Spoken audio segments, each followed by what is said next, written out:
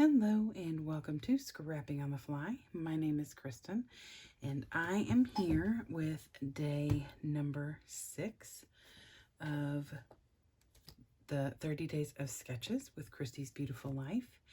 And this is our sketch. It is a double layout. If you want it to be, you can take one side or the other or mix them together and put them on one page. You do what you want. That's the point of a sketch. So this is by Lottie Loves Paper, and it's got some paper cutting with some stars, a bunch of other stars on here. There are 5 pictures. I would assume that this is like a 4x6, and then these are cut down, and tons of layers of paper back here.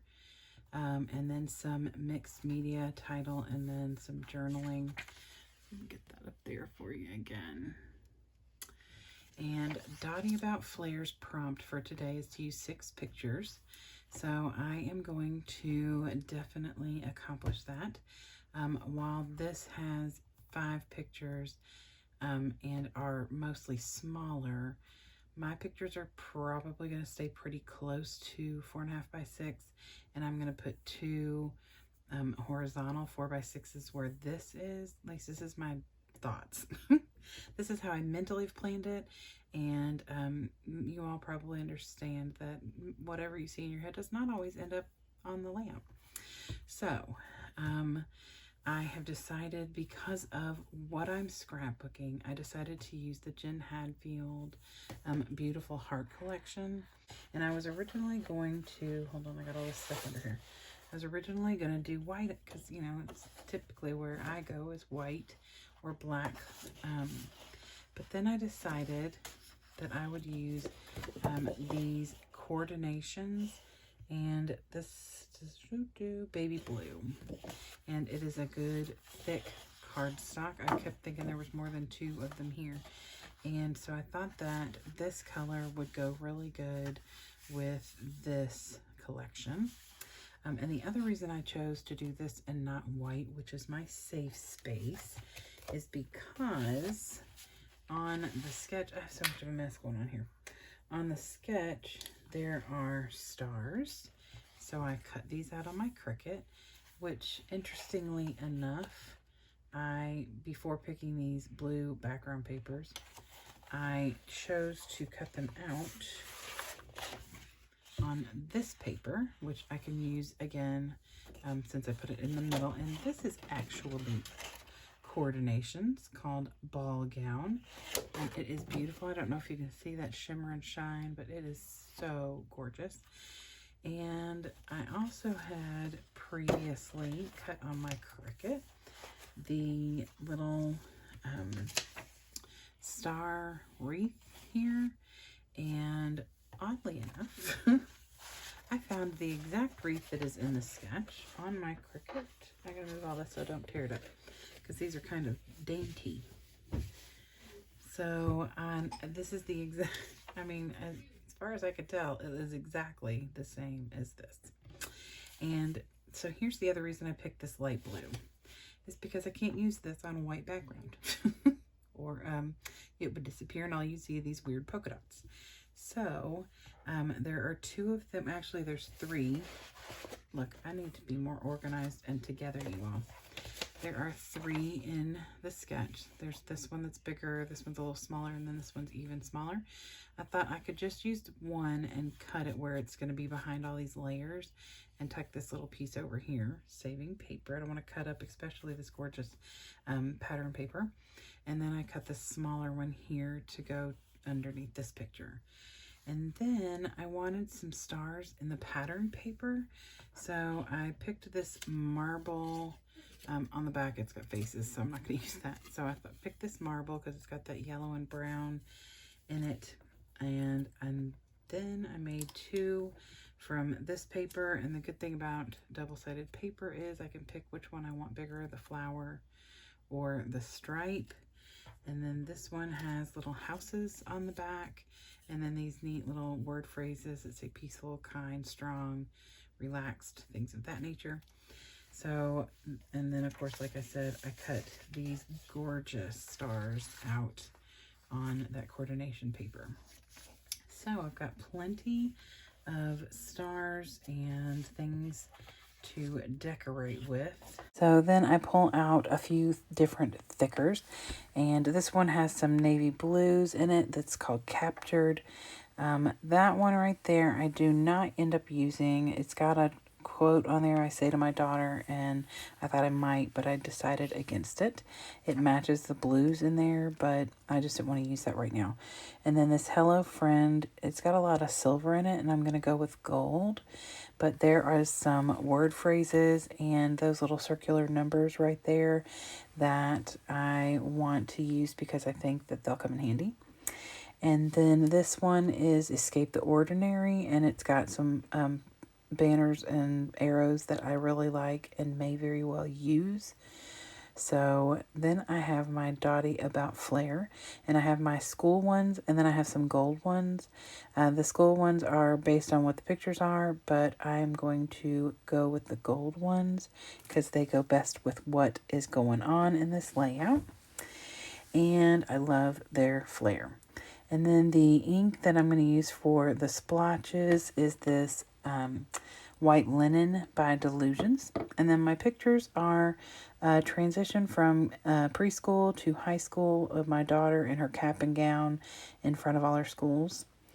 And so now I got this cool sketch, and I got these embellishments and my flair and my inks. So let's see how this goes. First, I set my blue papers down, and I want to see how this little ring of stars is going to go. And so then I decide how many inches I want to go up, or in general up on the page with my papers. And I first start by doing these strips that are kind of random and staggered in depth, but had I thought about it before, I would have torn this paper in the manner of like some of those grooves, because I think that would have looked really cool. But instead, I decided to pull in a few more of the pattern papers and trim them up. And until right this minute, I'm not thinking about how I'm doing a double layout. And then right here, it dawns on me that I need 2 of everything, because these spread from one side to the other. And so I end up making 2. Not all of them are the same, because the layers of the earth kind of paper, is not going to be the same across the board, but I pick the blues that, to go together and things like that. So now I am just going to get started laying them down, and I want to get started with a lighter color on the bottom, just like in the sketch, because I feel like that's going to be the best way to start light and end light and have some of the darks and lights in the middle. So I start with the sunshine paper. I love these rainbows. They're great, and you will see those come up too. But I wanted to try and utilize my paper as best I could. So if I used one sheet and did 2 of the sunshines and 2 of the rainbows, then I'm only using 1 paper for that and not 2. And I know they are not even, and that is perfectly fine, because they're going to be layering. I'm going to layer things up, so it's okay that they don't end up being exactly right. And I'm just using my Scotch Runner, and I just am layering up just one after another. And I wanted this dark contrast here to go next, and then I go with the yellow like stripes, and then the rainbow comes into play, and then those really pretty florals. So it pretty much sticks with this blue gold theme for the most part. There are other pops of color throughout the layout, but blue and gold and the white are predominant, which is actually her graduating colors. So I'm going to get this laid down because I want to know where I can cut it. And I almost put all the layers on and realized, oh, this thing's supposed to be behind the layers. So I trim that little bit because that's really all I'm going to need for the second page. And I will end up trimming a little bit more of that over there because I just need it to tuck in. And there's no point in wasting that little star. I can use that somewhere. It doesn't happen on this layout, but I could use that somewhere. So I just set that aside, and I'm going to tuck that little side there underneath, and then put the next layer on. And I even layer one more. I didn't want to go too high because I don't want to cover all the beautiful stars, but I wanted to make sure I got the rainbow paper and the really pretty florals. But I trimmed it some so that it wasn't, originally it was that one piece was one, those two pieces were one piece. So I cut them in half so that it would be a little less space on the top being taken up. So it starts and stops at the same place on the layout. And then this is just the back side of a branding strip. And I thought it would help kind of add a little blue in between all the yellow and white up there, as well as kind of give me a place for one of the pictures on that other side to go. So I put this little one down here, and so much of that is white down there. I'm a little worried about it disappearing. So I looked at the back side, and it's purple, and I didn't really want to do that. So I'm going to come up with a solution here in a minute. But first I'm trimming my picture so I can see how much I can trim down. And most of them I can trim a little bit. Those two from her second elementary school and her middle school get layered down. And that one right there that's kind of squared off, that is going on a cut apart from the sheet. And I love that pattern. It's gorgeous. I'm trying to find a way that I can use it and still keep some of that for a future layout or to mat another picture or something. I'll find a way. So look how awesome that looks. I am so excited. I love this so much. So I make it work for my pictures to fit in this general layout. I mean, I stick pretty close to this sketch, minus the fact that my pictures are bigger than what they look like they are. And I don't make them all the same size. I just wanted them to be small enough to where they'd fit. So I put the big picture, the double picture down, so I know where I can put this smaller picture, because I want it to be, I want to be able to see the pattern paper on both sides, but I don't want it to be so far over that the double picture is going to block. So I put the smaller squared off picture on top of that little strip that I put on, and then I put this other one down below it.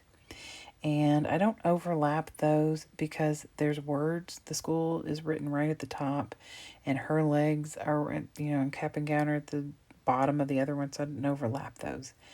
And then I fiddle with this for a little while. Before I tack it down, I cut off the ends because I don't want the ends to be